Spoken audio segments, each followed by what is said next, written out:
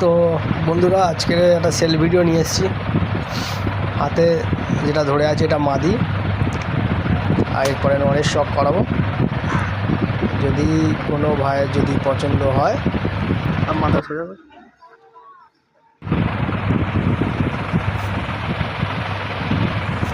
যদি কোনো ভাইয়ের এই পেয়ারটা পছন্দ হয়, আমার নাম্বার দেওয়া থাকবে, কল করতে পারো। পেয়ারটা 2000 টাকা রেখেছি, যদি কোনো ভাইয়ের পছন্দ হয় আমায় কল করে নেবে।